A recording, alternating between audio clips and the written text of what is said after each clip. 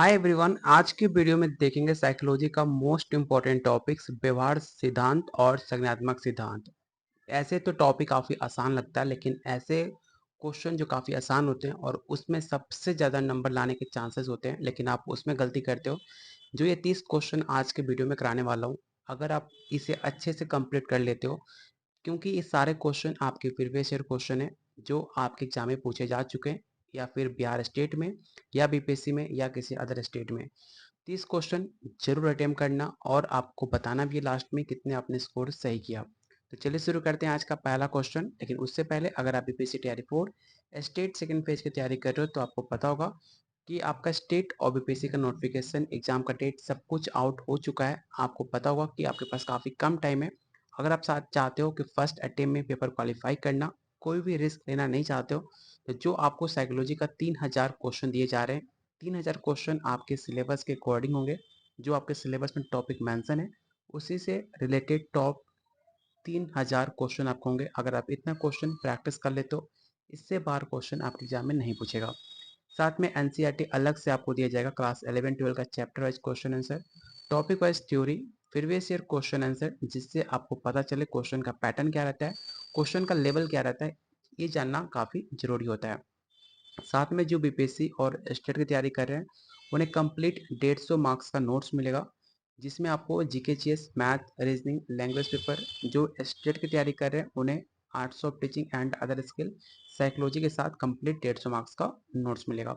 ये सब कुछ मिलेगा सिर्फ और सिर्फ 500 में, जो आप इस नंबर पे कॉल और व्हाट्सएप करके ले सकते हो। जो डेली बहुत सारे बच्चे ज्वाइन कर रहे हैं, अगर आप भी चाहते हो लेना तो इस नंबर पे कॉल व्हाट्सएप करके अधिक जानकारी ले सकते हो। साथ में खुद मैं आपको गाइड करूंगा क्या पढ़ना है, क्या नहीं पढ़ना, किस टॉपिक पे फोकस करना है, कैसे आप अटेम्प्ट कर सकते हो फर्स्ट अटेम्प्ट में पेपर क्वालिफाई। हर एक चीज़ आपको डिटेल में बताया जाएगा। कोई डाउट होता है तो आप मुझे इस नंबर पे व्हाट्सएप कर सकते हो। तो चलिए शुरू करते हैं आज का पहला क्वेश्चन। आज का पहला क्वेश्चन है शास्त्रीय अनुबंधन, जिसे आप क्लासिकल कंडीशनिंग बोलते हो इंग्लिश में, उसका संस्थापक किसे माना जाता है। पहला ऑप्शन है B F Skinner, Ivan Pavlov, John B Watson, Albert Bandura. Question काफ़ी आसान है, लेकिन आसान क्वेश्चन में आप कंफ्यूज होकर गलत आंसर टेक आउट करते हो, तो आज अच्छा मौका है प्रैक्टिस करने का। हर क्वेश्चन अटेम्प्ट करके आप बताओ आपने कितने स्कोर सही किया आज। तो क्वेश्चन 1 का जो भी आंसर बी बता रहे हैं उनका आंसर बिल्कुल सही है।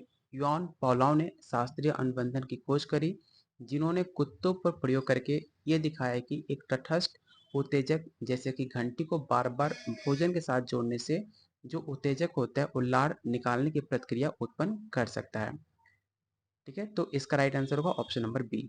बी एफ स्किनर ने कौन सा सिद्धांत दिया था, तो याद रखिएगा रिफोर्समेंट। ठीक है, रिफोर्समेंट कंडीशनिंग का सिद्धांत दिया था। जॉन वाटसन व्यवहारवाद के जनक माने जाते हैं। एल्बर्ट बंडूरा ने कौन सा सिद्धांत दिया था, आप मुझे कमेंट बॉक्स में बताइएगा कि एल्बर्ट बंडूरा ने कौन सा सिद्धांत दिया था, क्योंकि एल्बर्ट बंडूरा से बहुत ज़्यादा क्वेश्चन आपके बीपीएससी और स्टेट में पूछे जाते हैं। ठीक है, तो आप मुझे कमेंट बॉक्स में बताइएगा कि एल्बर्ट बंडूरा ने कौन सा सिद्धांत दिया था। क्वेश्चन नंबर 2 है, इवान पॉलाव के प्रयोग में असर्त उत्तेजक अनकंडीशनड स्टिमुलस क्या था। मतलब जो अनकंडीशनल स्टिमुलस था उसमें क्या था। इवान पॉलाव के एक्सपेरिमेंट में आपको ये बताना है। घंटी, भोजन, लार निकालना या कुत्ता। क्वेश्चन काफ़ी आसान है, लेकिन इसमें आप बहुत लोग गलती करोगे, क्योंकि आपको अनकंडीशनल स्टिमुलस क्या था अगर आपने इनका सिद्धांत पढ़ा हुआ तो आसानी से आप आंसर बता पाओगे।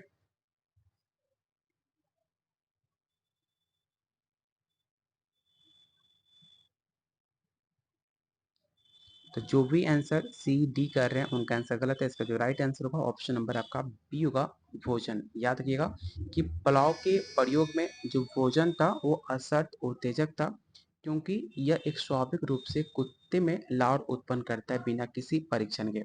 तो ऑप्शन नंबर बी इसका राइट आंसर होगा।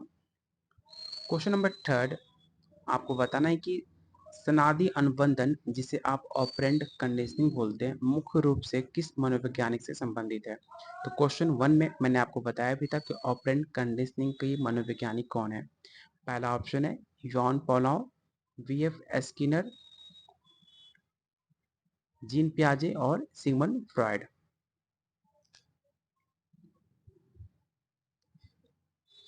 तो इसमें बिना टाइम वेस्ट के ऑप्शन होगा बी एफ स्किनर आपका राइट आंसर होगा। यॉन प्लाव क्लासिकल कंडीशनिंग के जन्मदाता हैं। B F Skinner operant conditioning का या रिफोर्समेंट कंडीशनिंग आप बोल सकते हो। जीन प्याजे आपके संज्ञानात्मक मनोविज्ञान के जन्मदाता हैं। सिगमंड फ्रॉइड मनोविश्लेषण के हैं। तो इन चारों आप पॉइंट याद रखना, कई बार एग्जाम में सवाल पूछ लेता है। अगला क्वेश्चन है, उस व्यवहार को क्या कहा जाता है जिसके बाद कोई परिणाम होता है जो इसके फिर से होने की संभावना को बढ़ाता है। पहला ऑप्शन है दंड, शुद्धिकरण, विलोपन या सामान्यीकरण।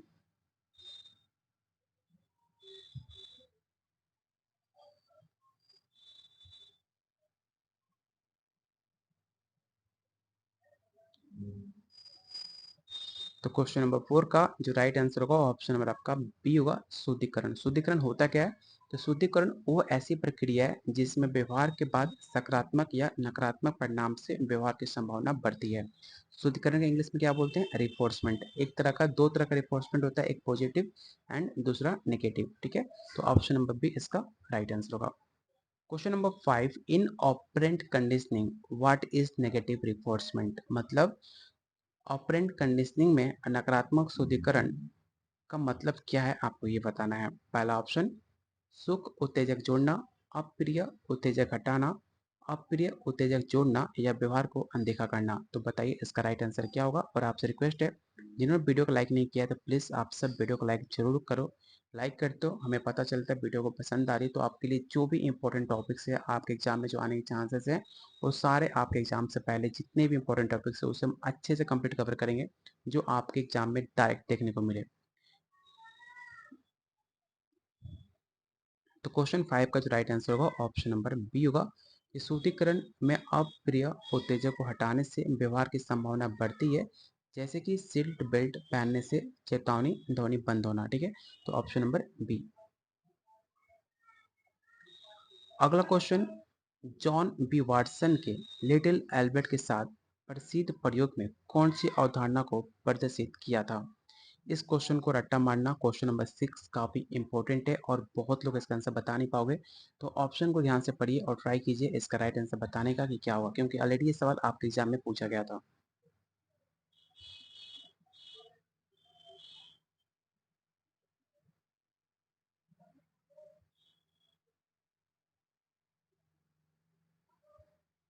तो क्वेश्चन नंबर 6 का राइट आंसर होगा ऑप्शन नंबर आपका बी, शास्त्रीय अनुबंधन। लिटिल एल्बर्ट प्रयोग में वाटसन ने दिखाया था कि शास्त्रीय अनुबंधन के माध्यम से भय को सीखा जा सकता है, जैसे कि सफेद चूहे को जोरदार आवाज के साथ जोड़ना। Option number B. अगला question, according to Bandura what is the process of learning by observing other called. ये भी सवाल आपके बीपीएससी में पूछा गया था कि बंडूरा के अनुसार दूसरों को देखकर सीखने की प्रक्रिया क्या कहलाती है। बहुत बार ऐसा होता है कि आप कुछ चीजें जो होती हैं आप देखकर सीखते हो, चाहे आप हैंड राइटिंग हो, चाहे इंग्लिश बोलना हो, चाहे कोई काम जो इंसान अच्छा करता हो गलत करता है उससे आप मोटिवेट होकर उससे सीखते हो, उसका अनुकरण कहते हो। तो उसे हम क्या कहते हैं आपको ये बताना है।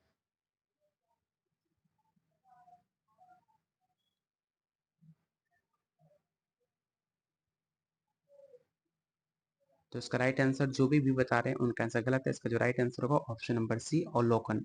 जो भी किसी चीज को हम शिक्षण को मतलब या किसी को व्यवहार को देखकर या किसी की भी गुड़िया जैसा बॉल बनना या फिर किसी का आजकल रील है, रील देखकर आप कॉपी करते हो, उसका ट्रेंड जो रील चलता है उसको बनाने की कोशिश करते हो। एक तरह का सभी अवलोकन है, आप उनका एक कॉपी करते हो, उनका देखकर आप व्यवहार को सीखते हो। तो इसका राइट आंसर होगा ऑप्शन नंबर सी। अगला क्वेश्चन है, उस व्यवहार को क्या कहा जाता है जो अप्रिय परिणाम के कारण कम हो जाता है। What is the term for a behavior that decreases due to an unpleasant conscience? शुद्धिकरण, दंड, विलोपन या शेपिंग। क्वेश्चन को अगर ध्यान से पढ़ोगे तो लिख रहा है कि अप्रिय परिणाम। अगर मान लो कि अगर आप कोई एग्जाम का टेस्ट दे रहे हो और उसमें आपका मार्क्स कम आता है, उसके बाद मैं आपको और अच्छे से कुटाई करूं, तो आपका जो मोटिवेशन होगा पढ़ने के वजह आपका परिणाम कम हो जाएगा। ठीक है, इसलिए इसका जो आंसर होगा ऑप्शन नंबर आपका बी होगा। अगला क्वेश्चन है, संज्ञानात्मक सिद्धांत में संज्ञानात्मक विकास के चरणों की अवधारणा किसने प्रस्तावित की है।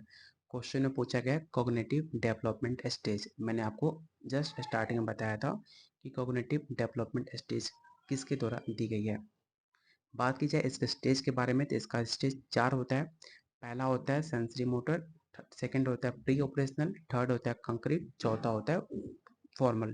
ठीक है, और इसका जो राइट आंसर होगा ऑप्शन नंबर आपका जीन पियाजे होगा, जो कि स्विट्जरलैंड के रहने वाले थे। अगला क्वेश्चन है पियाजे के अनुसार बच्चे किन चरण में ठोस घटनाओं के बारे में तार्किक रूप से सोचने की क्षमता विकसित करते हैं।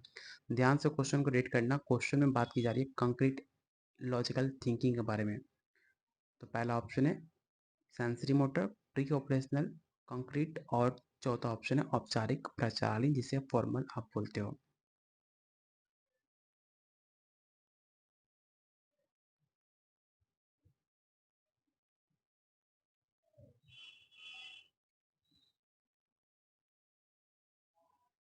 तो क्वेश्चन को अगर ध्यान से देखोगे तो आपको इंग्लिश में लिखा हुआ है कंक्रीट इवेंट। कंक्रीट इवेंट होता है ठोस प्रचालन, मतलब कंक्रीट स्टेज में। ठीक है, जो जिसका टाइम ऑफ पीरियड होता है 7 से 11 वर्ष। इसमें आपको मतलब कुछ सामान देखो, जैसे कि मैं अगर आपसे बोल दूं कि एक घर है, तो जो आप घर में रहते हो आप उसको इमेजिन कर सकते हो। लेकिन मैं आपसे बोल दूं कि भगवान है, तो आप उस लेवल के अगर स्टेज में होगे कि मैं बोलूं कि एक त्रिभुज बनाओ, अगर आपका उस माइंड स्टेज बन चुका होगा तो आप इमेजिन करके बना पाओगे, उसे कहेंगे फॉर्मल, औपचारिक। लेकिन जो चीज़ आप देख कर टच करके सामने रखी हुई चीज़ को आप लॉजिकल थिंकिंग कर पाओ, उसे कहते हैं ठोस प्रचालन। ठीक है, तो जो टाइम ऑफ पीरियड होता है 7 से 11, इसे भी याद रखिएगा।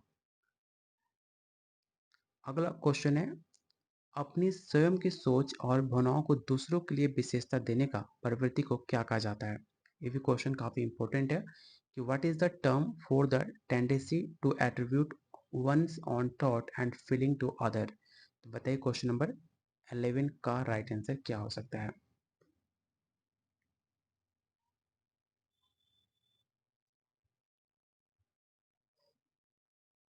क्वेश्चन काफी आसान है, लेकिन बहुत बोल सकते हो कि आपको बिना इतना आसान नहीं है कि जिसे आप देखकर आप टेक आउट कर पाओ। आपको थोड़ा सा दिमाग लगाना होगा, और ऐसा नहीं कि बस आप देखते गए और टिक लगाते चले जाओगे। आप लास्ट में जब आंसर बताओगे कि आउट ऑफ क्वेश्चन आपने कितने क्वेश्चन सही किए, तो आपको लगेगा क्वेश्चन आपने काफ़ी गलती कर दिया है, क्योंकि सारे क्वेश्चन काफ़ी ट्रिकी है और आपको कंफ्यूज कर सकती है। तो क्वेश्चन 11 में जो भी ए बी कह रहे हैं उनका आंसर गलत है। इसका जो राइट आंसर होगा ऑप्शन नंबर आपका सी होगा। अकेंद्रवाद ऐसी एक ऐसी प्रवृत्ति है जिसमें बच्चे अपनी सोच को दूसरों पर थोपते हैं।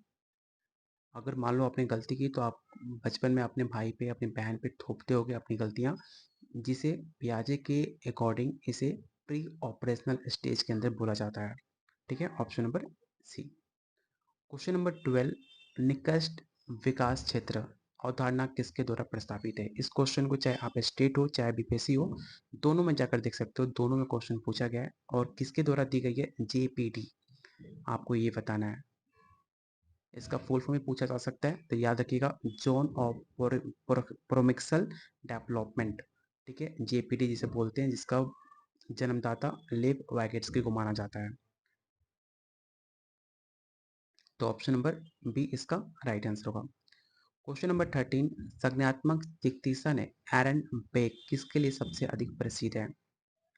याद रखना क्वेश्चन में कॉग्निटिव थेरेपी पूछा गया है। बहुत सारे बच्चे कंफ्यूज क्या होते हैं, वो समझ लेते हैं कॉग्निटिव डेवलपमेंट, लेकिन क्वेश्चन में पूछा गया कॉग्निटिव थेरेपी, इसलिए आपका आंसर भी चेंज हो जाएगा। ठीक है, तो बताइए इसका राइट आंसर क्या होगा क्वेश्चन नंबर 13 का।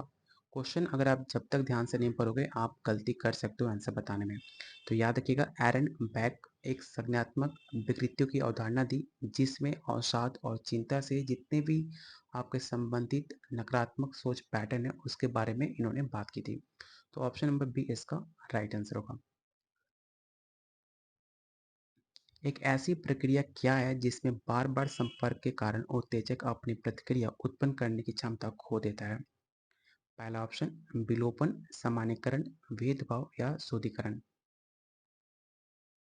इसमें बात की जा रही है प्रतिक्रिया उत्पन्न करने की क्षमता खो देता है, बार बार संपर्क कारण उत्तेजक अपनी क्षमता खो देता है। क्वेश्चन को ध्यान से पढ़ोगे तो इसमें बात की जा रही है विलोपन हो रहा है, मतलब इसमें दुख हो रहा है।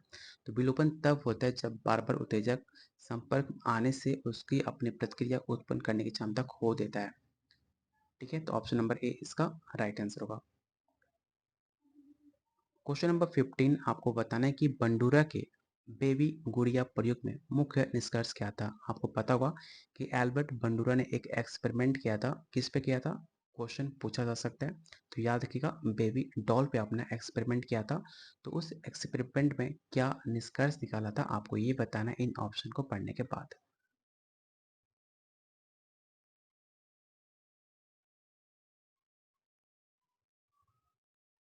तो मैंने आपको जस्ट बताया था कि जो भी चीज़ आप सीखते हो, मान लो कि आजकल आप इतना रील देखते हो, बहुत तरह का कैटेगरी का रील आजकल इंस्टाग्राम पे चलता है। बहुत लोग अच्छा रील बनाते हैं और बहुत लोग उस कॉपी भी करते हैं। बहुत लोग होते हैं अच्छा रील नहीं देखते हैं और उसको कॉपी करते हैं। मतलब हर तरह का आपको कंटेंट मिलता है आपके सोशल साइट पे, और बहुत सारे आप लोग हैं जिसे कॉपी करते हो, जिसे आप दोबारा उसे बनाते हो, उस ट्रेंड को आप कॉपी करते हो। तो बहुत सारे लोग अच्छे कॉपी करते हैं कंटेंट, बहुत लोग खराब कंटेंट कॉपी करते हैं। तो डिसाइड करते हैं कि आप किसका व्यवहार नकल कर रहे हो, उसे कहते हैं। ठीक है, ये प्रयोग सेम आपके बंडूरा पर दिखाया गया था कि जैसा इंसान जिस माहौल में रहता है, जिस तरह का आप कंटेंट देखोगे, उस तरह आपका माइंड और आपका नकल करने की व्यवहार सीख जाती है। तो इसका राइट आंसर क्या होगा, तो ऑप्शन नंबर आपका डी होगा। क्वेश्चन नंबर 16 आपको बताना है कि स्किनर के अनुसार सनादि अनुबंधन में शेपिंग क्या है। According to Skinner, what is shaping in operant conditioning. इन ऑप्शन को पढ़िए और बताइए क्वेश्चन नंबर 18 का राइट आंसर क्या होगा। Question number 16। और प्लीज़ वीडियो को लाइक और शेयर जरूर कर देना, क्योंकि आपके लिए इतना मेहनत की जा रही है। अगर आप लाइक करते हो तो और एक मोटिवेशन हमें मिलता है आपके लिए और ज़्यादा मेहनत और ज़्यादा बेहतर कंटेंट लाने का। तो प्लीज़ वीडियो को लाइक और शेयर जरूर करना। तो जो भी आंसर बी बता रहे हैं उनका आंसर बिल्कुल सही है और आप सही जा रहे हो। ऐसे ही आप मेहनत करते रहो। अगला क्वेश्चन है, what is the term for a cognitive framework that organize and interprets information. वो संज्ञानात्मक ढांचा क्या है जो जानकारी को व्यवस्थित और व्याख्या करता है। स्कीमा, स्क्रिप्ट, प्रोटोटाइप या अवधारणा। क्वेश्चन काफ़ी बेहतरीन है और आप इसमें कंफ्यूज हो सकते हो। ध्यान से क्वेश्चन ऑप्शन को रीड करना और बताने की कोशिश करो इसका राइट आंसर क्या होगा। क्वेश्चन को थोड़ा सा इंग्लिश और हिंदी को दोनों क्वेश्चन को रीड करोगे तो आसानी से बता पाओगे कि बात की जा रही है आपको फ्रेमवर्क, कुछ इन्फॉर्मेशन इंटरप्रेट करने का। वो होता है आप स्कीमा में। ठीक है, स्कीमा में एक संज्ञानात्मक ढांचा होता है जो किसी भी जानकारी को आप व्यवस्थित करते हो और उसको व्याख्या करने में मदद करता है। Option number A. Question number 18, वाइगेट्स्की के सिद्धांत में स्कैफोल्डिंग क्या है। स्कैफोल्डिंग काफ़ी आसान है। मैं पहले आप आंसर बताओ, उसके बाद मैं समझाता हूँ स्कैफोल्डिंग होता क्या है। अगर आपने पढ़ा होगा तो आसानी से बता पाओगे, बाकी मेरे बताने के बाद दोबारा आप भूल नहीं पाओगे कि स्कैफोल्डिंग होता क्या है।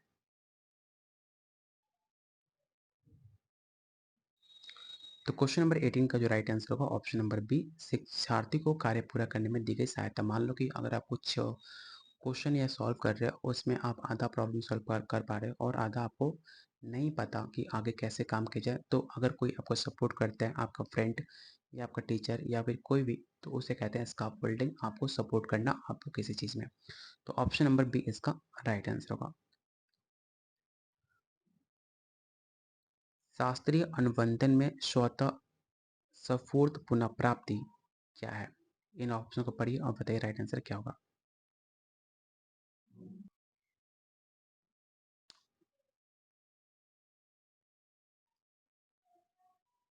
तो क्वेश्चन नंबर 19 का जो राइट आंसर होगा ऑप्शन नंबर आपका बी होगा।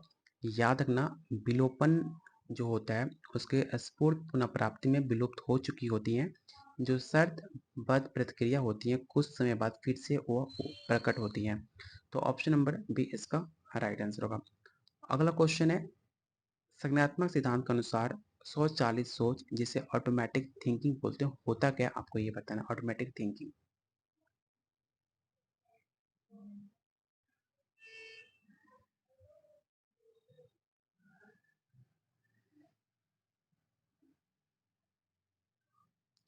ऑटोमेटेड थिंकिंग उसे कहते हैं जो बिना किसी गहरी सोच के प्रति जो मन में आया आपने बस मन में आया और आपने निकाल दिया, उसे कहते हैं अचेतन और त्वरित विचार।